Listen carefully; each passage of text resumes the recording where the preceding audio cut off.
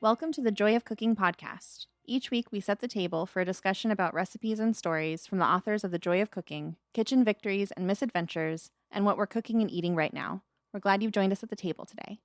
I'm Shannon Larson, home cook, Joy of Cooking user and fan, and Spätzle enthusiast. I hope I'm saying that right. Sounds good. Okay, Yeah, good. I think it sounds great. Thanks. I'm Megan Scott, co-author of the 2019 edition of The Joy of Cooking. I'm a food editor by day and avoider of dish duty by night, and I am now the proud owner of at least 4 oyster knives, not on purpose. I'm John Becker, fourth generation co-author and steward of The Joy of Cooking, America's oldest family-run cookbook. And the squishy prefab supermarket garlic bread, fresh from the oven, makes me feel nostalgic, even though I really didn't have it growing up. Don't know what it is. I think it's an engineered Engineered flavor. response. Yeah, Yeah. They like inject nostalgia into the dough or something. Mm-hmm. it's baked right in. Well, I guess you bake it, so Yeah. it's there to be baked. Something. Yeah, that was part of our dinner. This past weekend, we went to Washington State to this little lodge called the Southwester that's super cute near the ocean. And they have, so it's a lodge, but they also have all of these vintage travel trailers that they've refurbished and you can rent them. And so we were doing kind of like a makeshift dinner with some oysters. And we decided to buy garlic bread at the store, even though like we never do that. And it was great. I highly recommend that combination. It's so buttery. It's so and buttery. So good. Yeah, the oven was broken, but yeah, who knew you could just slowly, lazily griddle it? Oh, is that what you did? Mhm. Yeah. Yeah, we we just had grilled to. it. I thought it was really good. It got really crusty that way. Yeah, it was So- nice. Was it one from one of those like random markets in that little town? It was a thrift way. Oh, Thrift nice. way. Yeah. Yeah. Had a family name in front of that, the franchisee. We drove up to Oysterville. There's a town called Oysterville. It's very cute. There's like nothing there. It's a historical town, but there's really not anything there. It's beautiful. There is a little place where you can buy oysters, but we were too late. So we drove back down and went by this place that it was on Google Maps, but it just looked like somebody's house. And so It but I was a like, disconcertingly long driveway, for sure. yeah. So it's like, okay, we're going to go down this driveway and just hope for the best. It's like a horror movie. I know. Yeah. But at the end of this driveway, somebody's garage door is just open and they have all these coolers sitting there and then other coolers that are full of like clam chowder and crab cakes and stuff. And somebody came out when we drove up and we just bought a dozen oysters and it was delightful. That's the most magical place to Yeah. exist. Like, how does anyone find this place? It's amazing. Yeah. So good oysters. And they were the kind they were real small and they have the cupped shell. Mm-hmm. And so they were just delightful to open and to eat. And yeah, very, Yeah, very good. Really deep cup. I think it's like the tumbling is what does Yeah. that. I don't know. Something magical. Yeah, there's like a mechanical process that some oyster farmers use where they either do it manually, like tumbling the shell, so like breaking off little pieces of the shell. It encourages the oyster to like make a deeper cup, Huh. which is nice. Chefs really like it because you can serve them and they keep all the oyster liquor stays inside. Right. Very tidy. But then some farmers use like the tides to tumble they'll have the oysters in big bags Mhm. and then on a buoy. And as the tide, comes in and goes out, the buoy goes up and down, the oysters rub against each other and they kind of form that deep cup shape. That's so cool. So interesting. I want to learn more about oystering. Oystering? I don't know if that's the term. It's got to be a verb. What about you, Shannon? What were you up to this weekend? We had a friend over because he got a copy of this Hungarian movie. So he and my husband like to watch movies together, and it was called Werkmeister Harmonies. It was like over 2.5 hours long. I was like, this is crazy. But they liked it, and it gets great reviews, so I should probably recommend it. I didn't watch it, but it gave me inspiration to just do a Hungarian movie night, and so I busted out the joy. And we made chicken paprikash and Spätzle and a cucumber and onion salad, and then Josh brought over a nice bottle of like Austrian wine. He couldn't find any Hungarian wine. And it just made me think like we should be eating more Spätzle. It's so How did the easy. process go for you making it? It was so easy. Like it seems like it would be harder because like it's like, oh, I'm mixing dough and I'm cooking dough, but it's like you just plop it in and make weird shapes and it's the easiest thing ever. So our new like goal is just to eat more of it and pair it with more things, like not just for weird Hungarian movie night. Well, we're entering that season. We're entering the know. noodle season. Noodles. But I did want to say both recipes turned out great because I am always thinking of giving you guys feedback. Thank you, Shannon. You can give us the real feedback after the show. No, That is the real feedback, I promise. Appreciate it. So we were in Astoria. We went to a Vietnamese place, and they had the salted kumquat drink that we are just kind of obsessed with right now. Really good. Want to start preserving some kumquats in salt so that I can start making some delicious sweet salted it's so kumquat. good. Yeah. It's like, it's from the Mika, right? yeah, Okay. it's, I don't know. Part of me wants to compare it to Gatorade, but that's not fair because it's way more delicious. But there's something about it that makes me feel like I'm being replenished. Like it's salty and sweet and sour, and it's like I'm getting all these I don't know. It just feels good to drink it. Yeah, it's on the verge of being too much in each one of those directions, and yet, especially as the ice kind of starts to mellow things out, it just beautiful. It just gets better and better. Mm-hmm. John also made our recipe of the week, which was the fudgy brownie recipe on page 765. John, is there anything you want to share about the recipe? Or, I mean, it makes just a delicious fudgy brownie. I mean, I make it like pretty much every month, specifically for portioning and putting it in the freezer because, just need to have a frozen brownie every now and then. Mm-hmm. Nothing new to report. I mean, we have some changes we want to make to the recipe for the next edition. I don't know if you want to go through those. Yeah. So the recipe works fine as written, but over the past few years, as I've been making it over and over again, there's just a slightly better way to get very consistent results. So the way I developed the recipe was for it to be in one bowl. So you melt the chocolate and butter, and then you add don't overheat it, and then you add your eggs to that and sugar to that, and then the dry ingredients go in. So it's in one bowl. The downside is sometimes the sugar doesn't all get dissolved very well. And so it can give a little bit of a grittiness. And sometimes if you're not careful or you're not paying attention and you get distracted, you can overheat the chocolate and then the chocolate burns, or you heat it too much and then you have to wait before you add the eggs because you don't want to cook the eggs. So anyway, the new method I have fixes that. You melt the butter and chocolate. Meanwhile, you're over here with your eggs and sugar, and you whisk those together to dissolve the sugar. Then you add your chocolate mixture to the egg mixture, and then the dry ingredients go in. So it's 2 bowls. It's 1 bowl instead to 2 of bowls. one. Yeah. But I think three bowls. it's more consistent. I think it's easier to get it right when you do it that way. This week, we would like to welcome our guest, Peter Kim, to the table. Peter is the author of Instant Ramen Kitchen and the founder of The Infinite Table, an immersive experience blending food, storytelling, and 360-degree video. He was the founding director of the Museum of Food and Drink, also known as MoFad, shaping it into a groundbreaking institution that explores the intersection of cuisine, history, science, and culture.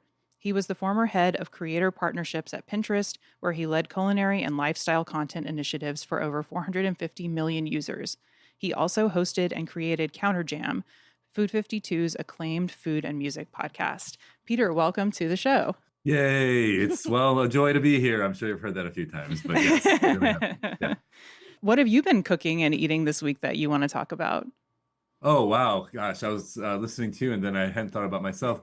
Well, I just celebrated my daughter's 4th birthday, and there's basically one food group that she eats, and it's called pizza. And so for her birthday party on the weekend, I made pizza, but I make pizza in a way that is very different because she unfortunately doesn't really like eating any visible fruits or vegetables. So fiber is always an issue. So I make the crust with buckwheat flour. I use like 1/6 of the flour is buckwheat flour, which is just enough to give it some fiber. And then the sauce is never straight tomato sauce. It was like a carrot, cauliflower, and like some other vegetables like sauce that I whiz together with some tomato paste, and then cheese, and then the whole thing gets baked. It doesn't have the same sort of structure or feel of like, say, a classic New York slice, but it's good. It's really good, and she loves it, and she gets her vegetables and her fiber. So yeah, that made me happy. Yeah, that's all that matters. I love it. It's like sneaky and smart. Yeah, I try the non-sneaky route with her, and with my son who's a little older, he actually loves vegetables of all sorts. Will reach for the vegetables all the time. And for me, it's all about showing the vegetables, getting them to like vegetables, and then sort of like nurturing that relationship. With my daughter, unfortunately, though, I have to go the sneaky route because she's persistent, let's say. And if she sees even the tiniest speck of a vegetable, it's curtains. Yeah. You got to have your vitamins. Yeah. Do you ever cook with your kids? I do. that's another book I was interested in working on. But my son started cooking with me when he was 2, and Olive around 2. And I gave them, like, part of the rule for me is I want them to actually be helpful in the kitchen. So I find things that actually they can do that they're good at and that can be supportive. And so peeling garlic is a great example. Usually what I do is I just start by giving the garlic a thwack and then hand it to them. And then those tiny fingers are great for like peeling garlic. And then once they're like a little bit older, like peeling is actually a great activity. You get a little extra waste, but I think it's a good fine trade-off just to get them in the kitchen. Other things like mixing eggs, mixing batters. And then actually this last weekend also, for the first time, I let my son go to the stovetop and cook with my supervision on the stovetop. So he made his first scrambled eggs, which is really cool. Yeah, it's really important for me to have them alongside me in the kitchen. Peeling garlic, that's very strategic of you. Seems like, kind of one of those tasks you want to outsource. Yeah, like I don't particularly enjoy doing it, and they do, and I can give them like a whole head of garlic, and I just turn to doing the other stuff. And when I turn around, there's like peel everywhere, of course, but then I also have this like perfectly peeled garlic, and it's great. Yeah, it's actually useful. We want to talk about your book, Instant Ramen Kitchen. We actually made one of your recipes over the weekend in our little RV kitchen on a, not so great stove. And we also, so basically, we did everything, not everything, but we did several things wrong, I guess. We didn't use the kind of ramen that you recommended. We doubled the recipe, and we were using not a great stove, but it still turned out extremely deliciously and well, and was pretty we didn't tweak the instructions that much, honestly. It was a Shin Ramyun Black. So there were like a few extra packets that we maybe held back on like the bone broth packet. Yeah, we held back. Although now I wish we had added at least one, because it did need a little salt, surprisingly, but that was because we just didn't add all the seasoning packets. Yeah. And you did the fideuà, right? Yes. Yeah, that's a great recipe, and it made me want to make that dish way more often because of how easy it is. Yeah, I mean, and I'm so pleasantly surprised. Although, I mean, I did obviously develop the recipe and it worked for me, but you just never know how it's going to translate on the other side. And that one in particular just has a bit more variables to it than the other one, notably just having to listen and know when to kill the heat. But yeah, when it works, it's really great. And I was like kind of a revelation for me that you could treat instant ramen in that way. Yeah, we did listen for the sound, and also, I mean, we peeked underneath to see if it was getting brown and crusty, and it was great. Very good. You wrote this whole book about instant ramen. What role has instant ramen played in your life? Is this something that you reach for on the regular, or is it like a food emergency situation, or all of the above? Well, I have a lifetime of cooking with it. I grew up in the Midwest in a small town. My parents were immigrant entrepreneurs. They had Hallmark stores, and what that meant was, and it was actually, their stores were not even in the town where we lived, and so by the time they would lock up the store and come home, I'd be in bed. And so a lot of evenings were spent on my own, and as a result, I honestly, I subsisted off of a diet of industrial convenience food, and it was often these like frozen dinners and things like canned stew and like hot pockets and stuff like that too. I mean, like I can't honestly, when I look back, I can't even imagine that I ate that for that many years, but I did. But there was one thing that got me actually cooking and sort of broadened my perspective on it, and that was instant ramen. And it was something that was easy enough for me to make even at a young age. I was making it, I think, when I was like 9 or 10 years old. And very early on, just because there's kind of this natural impulse to do it for whatever reason, I learned to just add things in and try adding things in. And I don't think people really do that as much with other things. Like you don't necessarily think like I'm going to open up a can of Campbell's soup and like add stuff to it, or make mac and cheese and like add stuff to it. Whereas with instant ramen, it's practically calling for it, and that's actually something that's very standard to be done. And so, yeah, over the years growing up, I just experimented with adding all sorts of things into the instant ramen.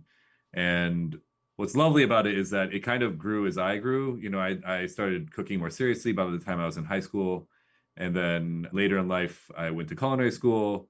And then still later in life, I started this museum and got exposed to, a whole range of food cultures and cuisines and techniques. And I would always kind of come back to what I would do with the instant ramen. And it was just always so versatile. And the thing at the end of the day was that it was always delicious.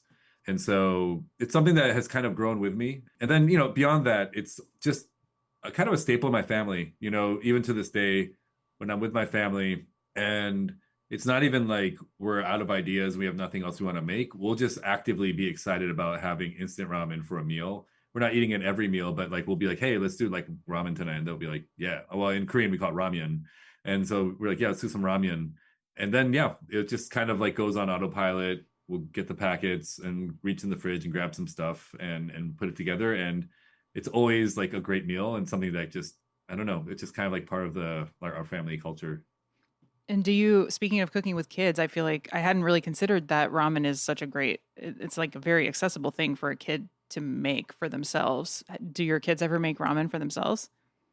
I'm going to start doing that now. As I just said, I just started getting my son at the stovetop. And part of it's just because my stovetop is actually very not kid friendly, just where the controls are, and it's like an electric stove. So, but yeah, I am excited about getting them to make it, and it is something that I probably started cooking at like 8. And as long as you can just reach the knobs and you know how to fill a pot with water, you can make instant ramen, and that's the thing that's really great about that. And what's amazing also is that the output from that, you could serve that to really anybody, even somebody in the highest echelons of the culinary industry, like a top chef, and they're probably going to enjoy it because it's just naturally really delicious. Yeah. It's also such a great way to kind of get your feet wet with like you said, experimenting, adding things, adding toppings or adding ingredients because it's really hard to mess up. It's probably never going to taste bad. That's it. And I mean, and that's where I think while I'd been doing this as a practice for my whole life, I'd never thought about it in like a framework to share with others. And that was kind of my aha moment that led me to the book, is that I realized that instant ramen provides you with this really perfect canvas for improvisation and just being creative in the kitchen. You don't have to worry about whether the dish is going to work. You don't have to worry about whether it's seasoned properly.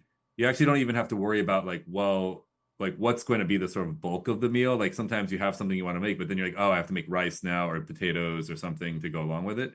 The noodles are there, right? And so truly the only thing you have to worry about when you're making instant ramen is just what do I want to make? And it's such a great open question. Like, what flavors do I want? What do I have? What can I play with?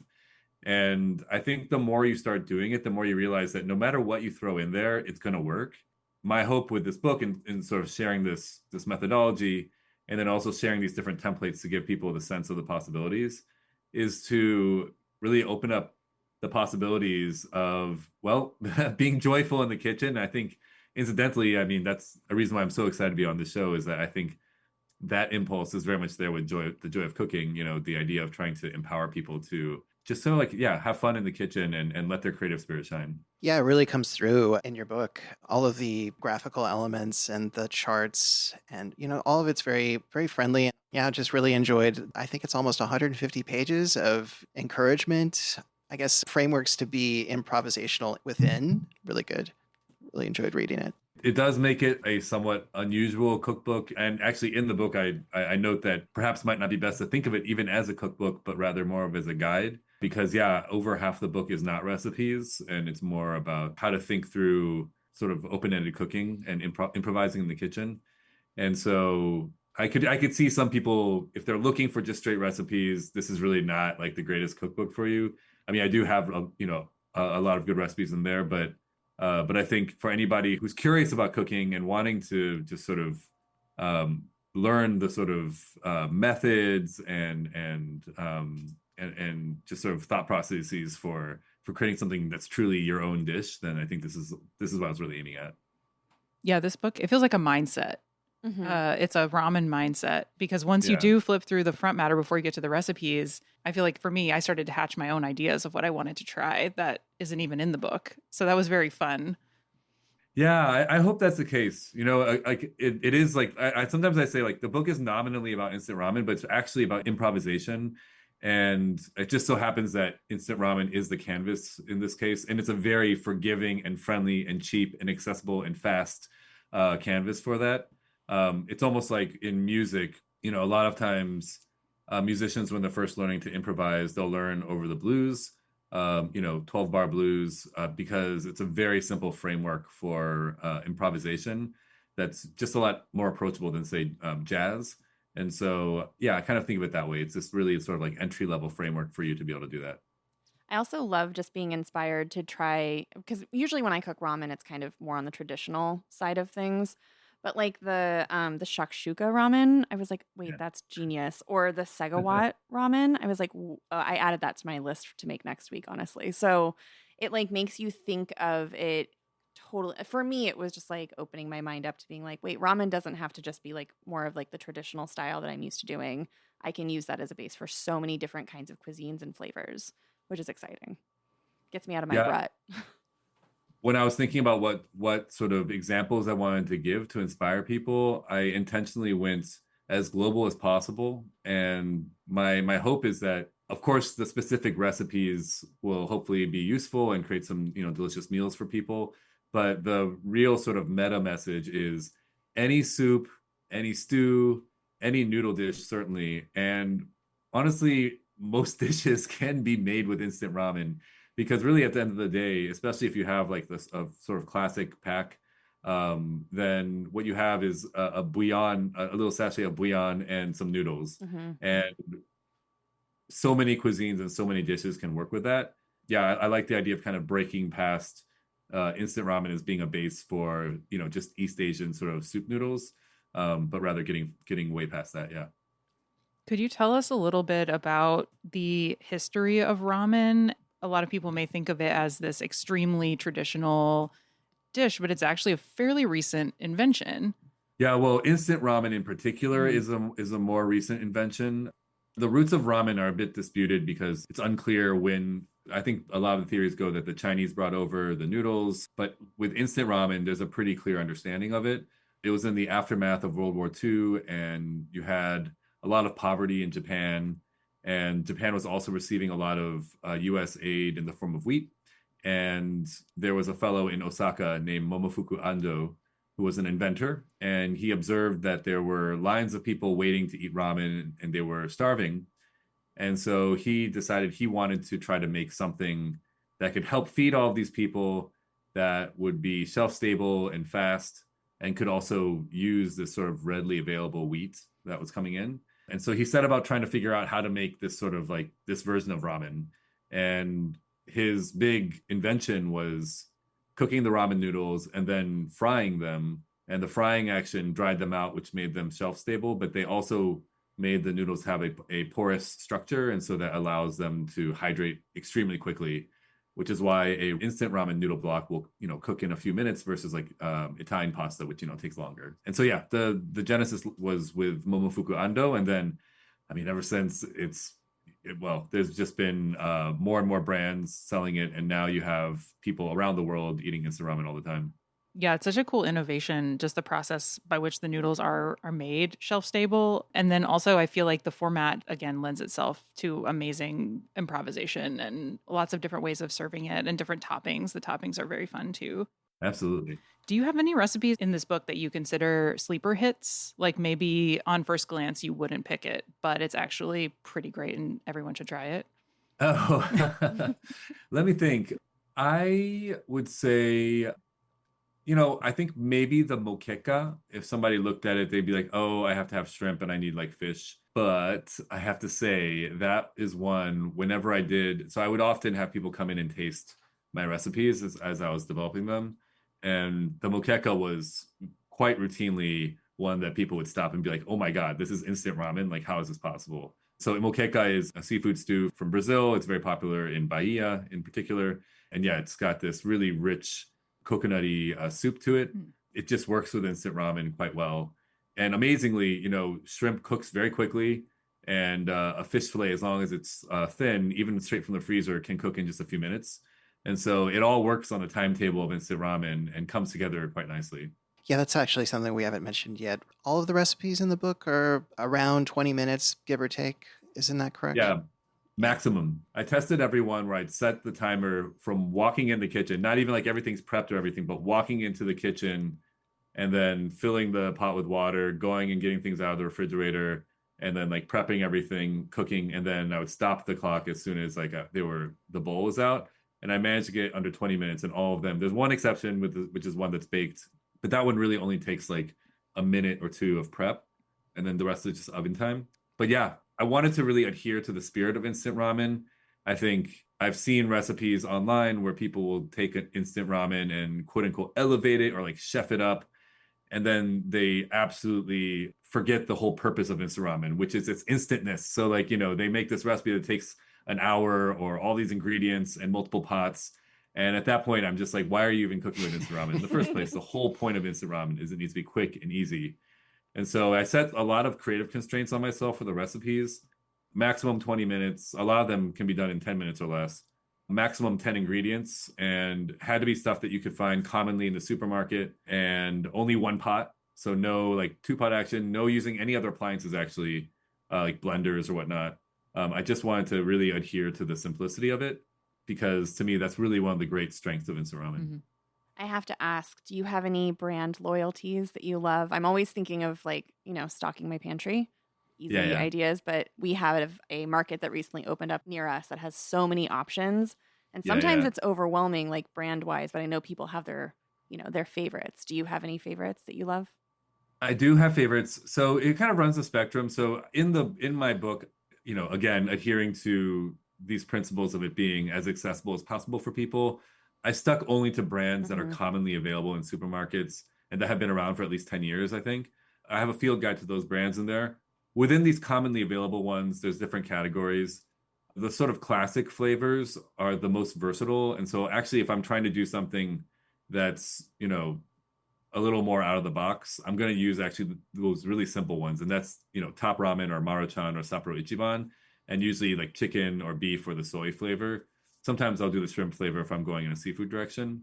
And among those three, I mean, they are different. They have different flavor notes. I think the Sapporo Ichiban's, it can be nice if you're looking for a little bigger portion and the noodles are a little bit chewier from tapioca starch that they add to it. But honestly, any of those three I enjoy, but they do have their different qualities. And I have that sort of detailed out in the field guide. Another category you'll see in a lot of supermarkets are the spicy Korean instant ramens. For that, I definitely have a loyalty to Shin Ramyun. And that's, I don't know that I would say it's like the best or anything. It's just what I know, and what I grew up with, and something that's sort of like a comfort flavor for me. I know it as soon as I taste it, it's Shin. And so I always have Shin Ramyun on me.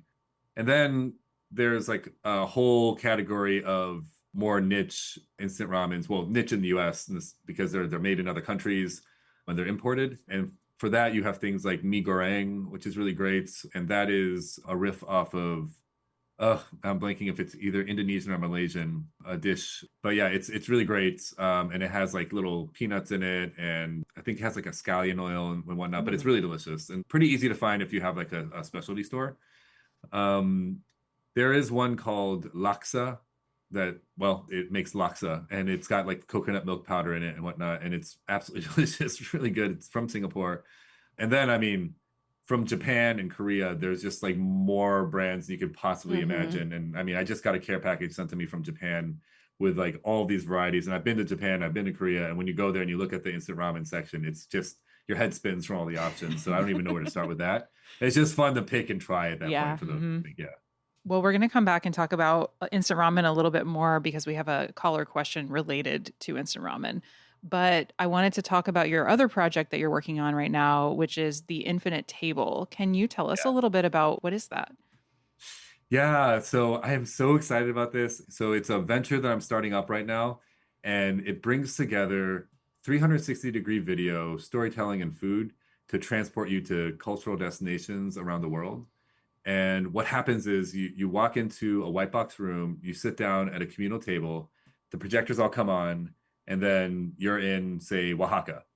And then what happens is there's a documentary film that plays in 360, taking you somewhere, and you immerse yourself in the story behind a dish or a product.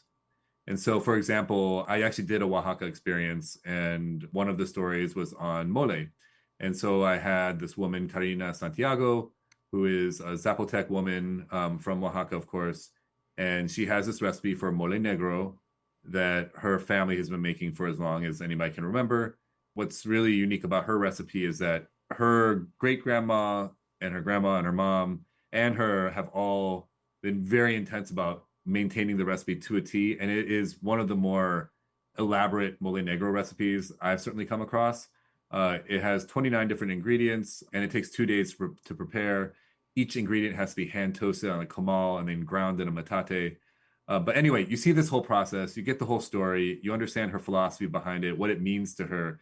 And then after seeing this whole process, she presents this green terracotta bowl of her mole to the camera. And in real life, for the guests of the Infinite Table, at your table, that same terracotta bowl that came from Oaxaca comes down in front of you with her mole inside of it. And for guests, it was just kind of like, what like experience, you know? And they were able to like actually taste what they had just seen. And I think like some people actually started breaking down in tears because they couldn't believe that they're actually able to eat this thing that you're so used to like seeing and learning about, but you're like, okay, well, I guess one, you know, it's great to learn about it.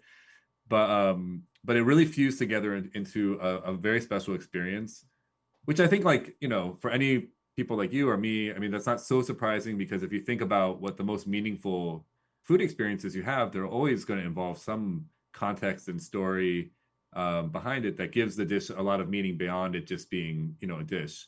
And so, yeah, that's what the Infinite Table is built around.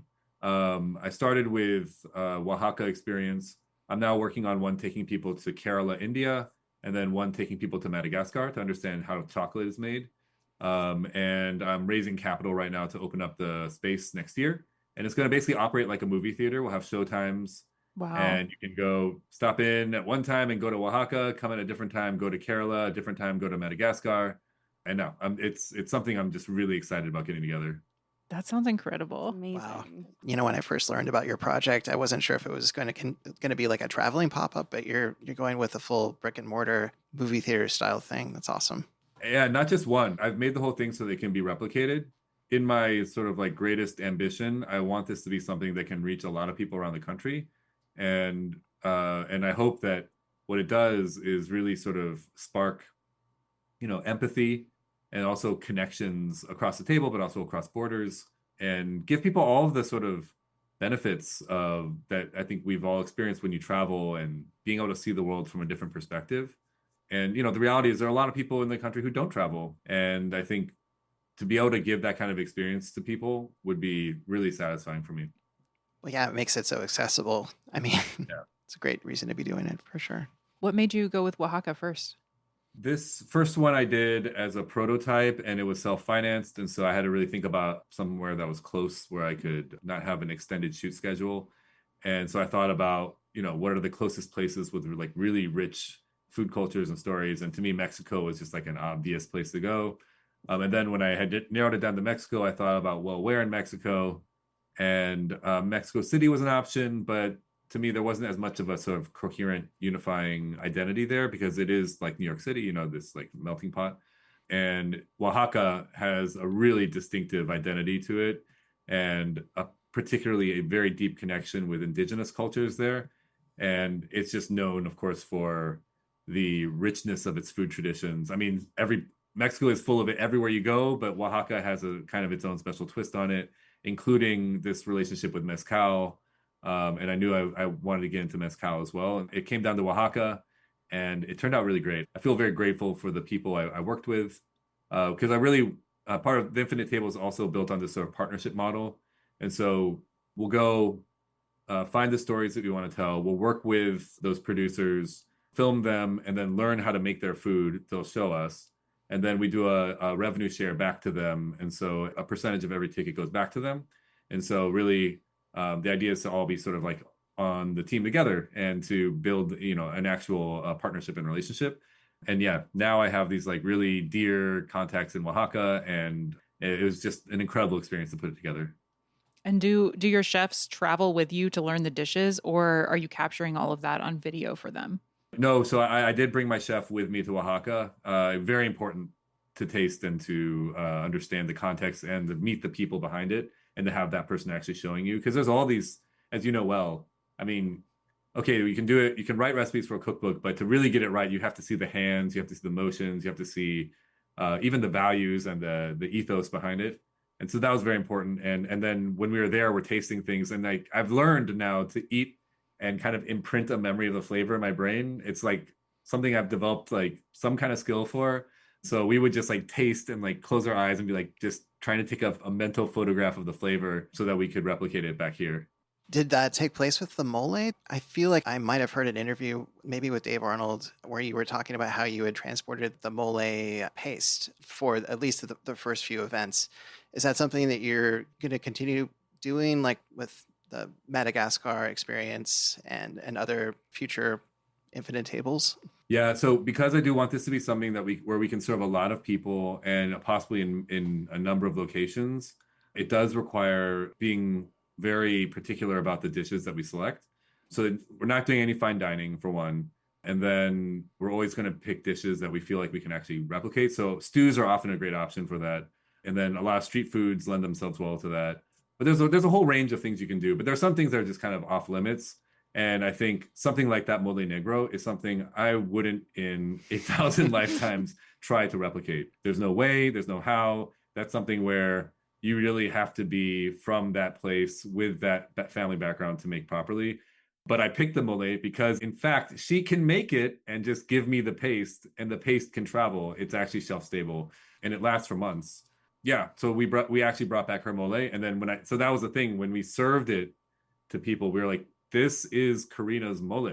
Like, That's actually, incredible. her hands were on this mole, and that's what was just kind of like mind-boggling for people, is that they're in Brooklyn, and they've just like they have this woman in front of them talking about her story.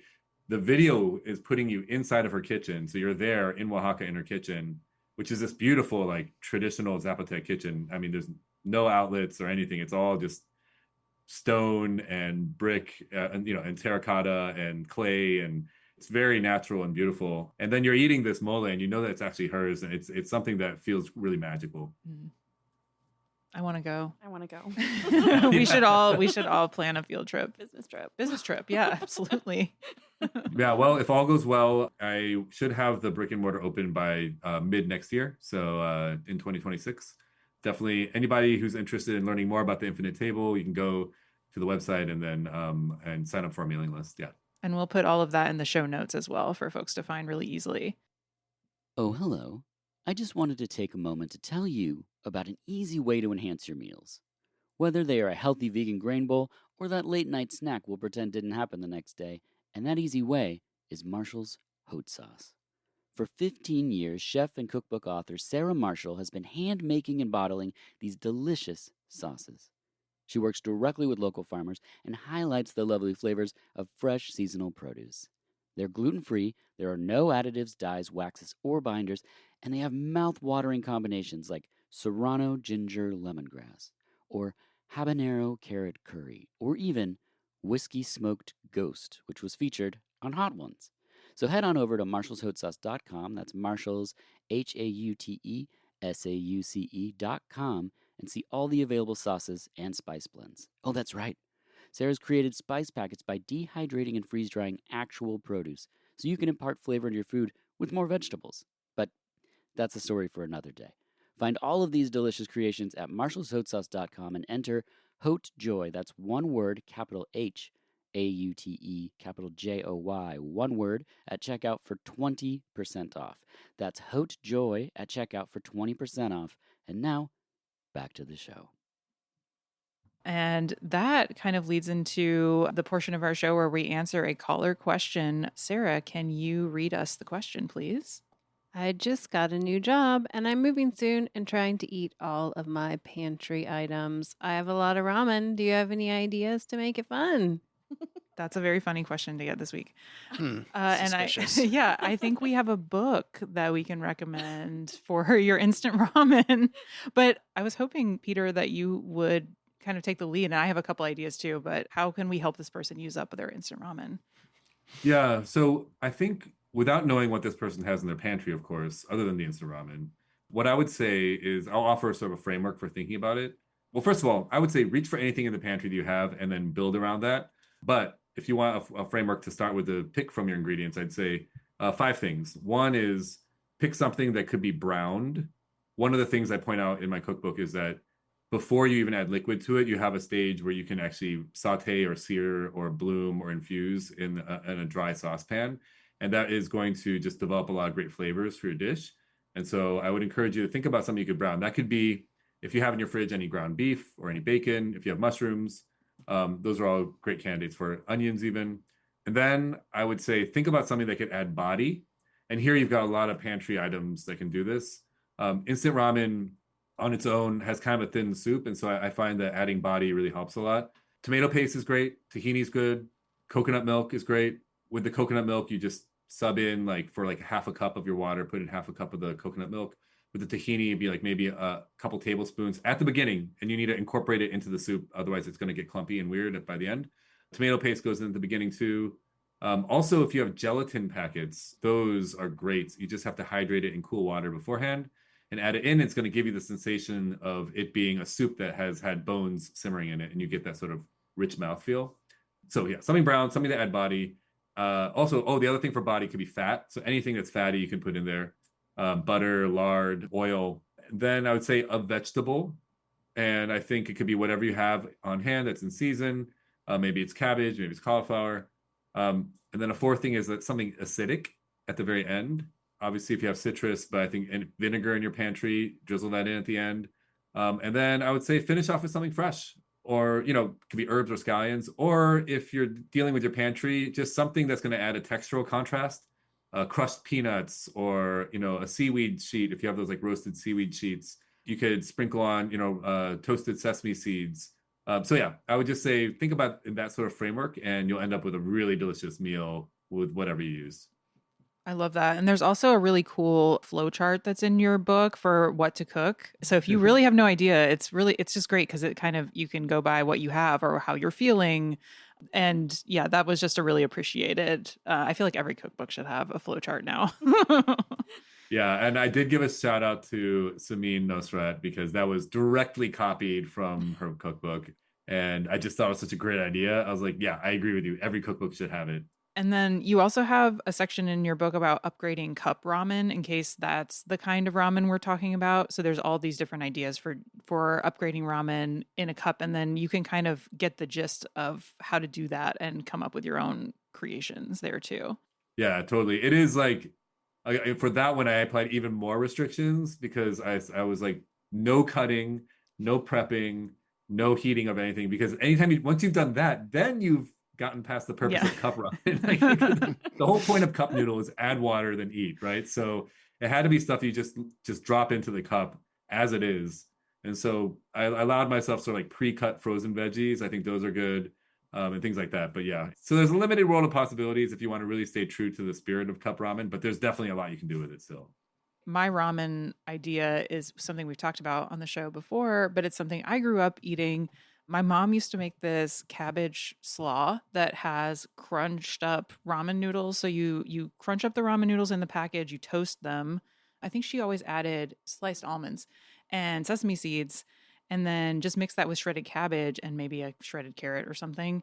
And then a simple dressing. Hers was always like sesame heavy, so like sesame oil, which is really delicious. But you can also use like a store-bought sesame or like soy-based dressing or vinaigrette. That's really delicious. And it's a little something different if you don't want to cook it.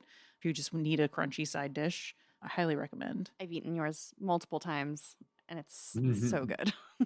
Everyone I tell this recipe to, if they're from the Midwest, they've heard of it. They're like, oh yeah, my mom used to make that. And I think that's so interesting that there was like a period where everybody was making this ramen salad and taking it to potlucks.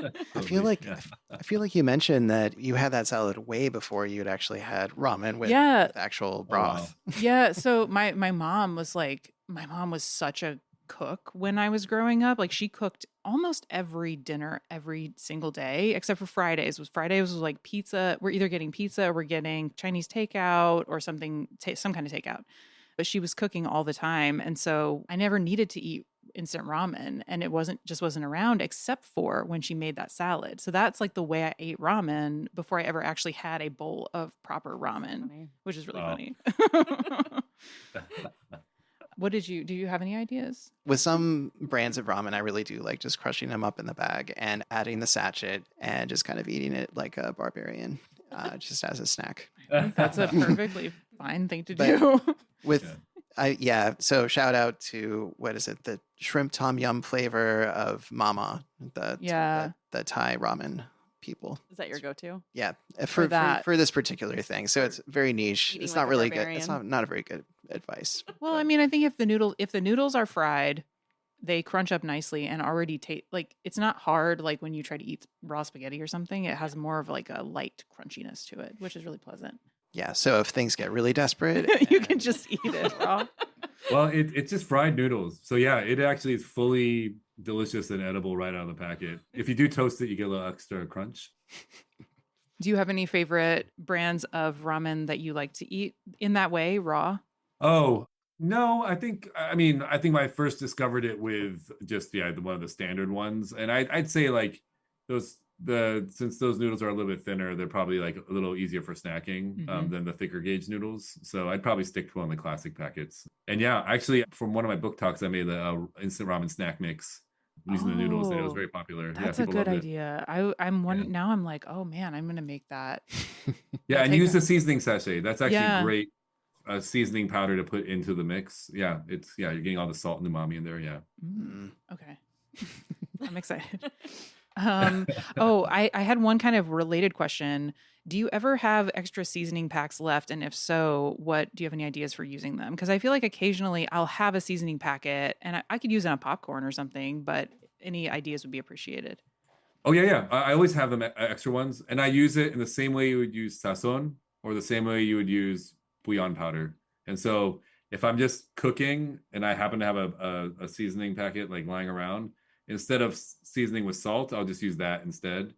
Even in like a tomato sauce or whatever, it's just gonna bring. I mean, it's one of those things where like when you add, that sort of umami, these umami boosters into anything, people are like often gonna react with like, that's like this is like really Yeah. good. Like, why?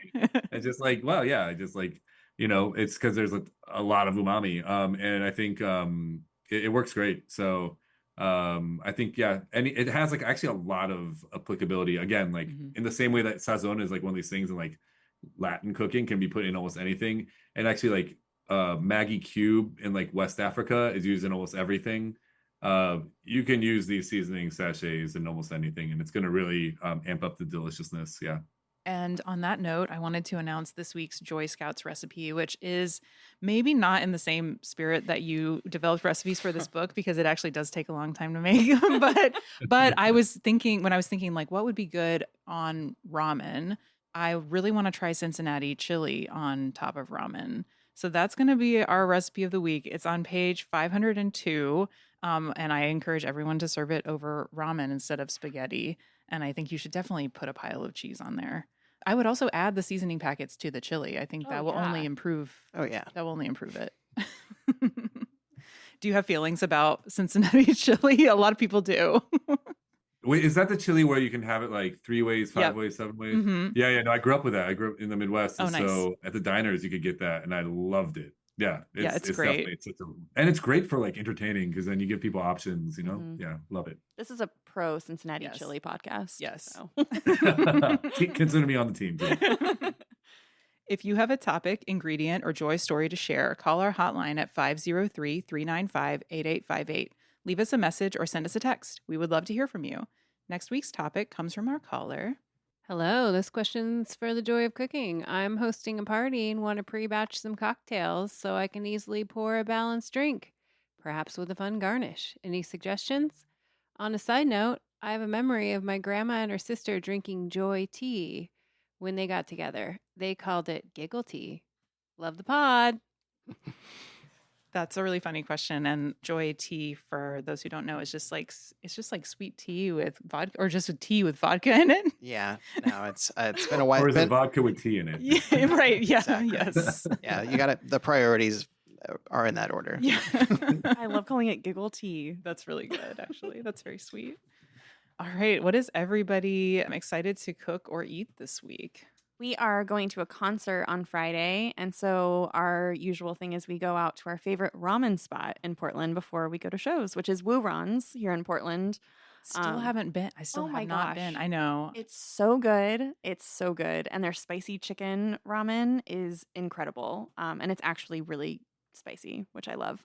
So I'm really looking forward to that. And it's helped that we've been talking about ramen all night because now that's all I Now want to eat. you want it. Yes, I want it even more.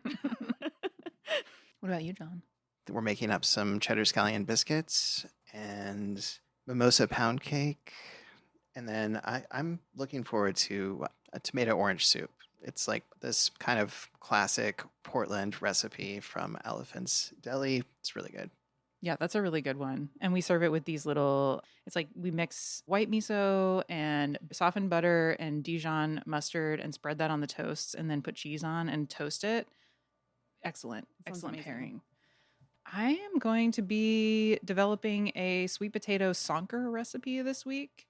A sonker is a dessert that is pretty niche to Surrey County, North Carolina. It's basically like a cobbler, but they're usually very juicy.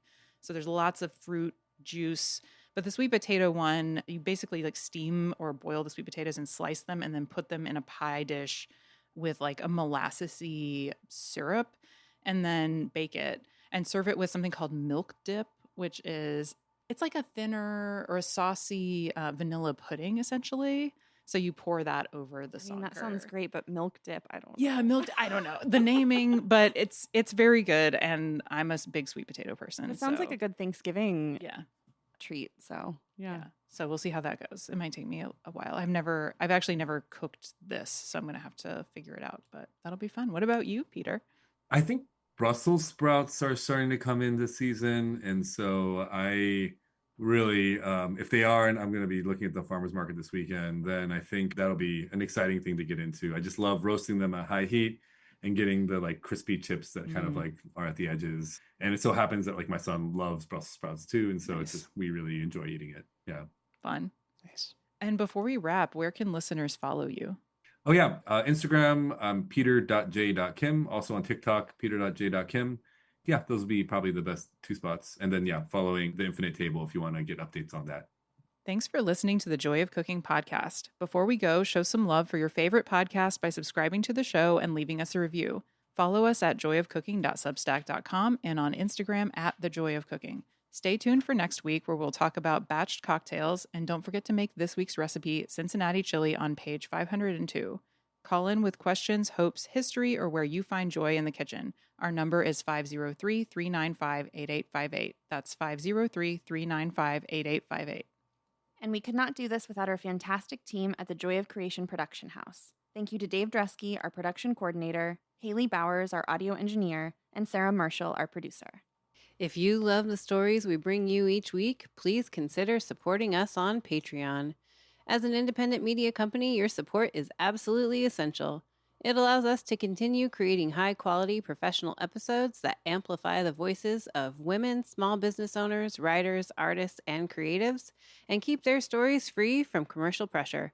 By becoming a Patreon member, you're not just supporting us, you're investing in the future of independent media. Please visit patreon.com/The Joy of Creation Production House to join our community today. Thank you for listening and supporting our podcast dreams.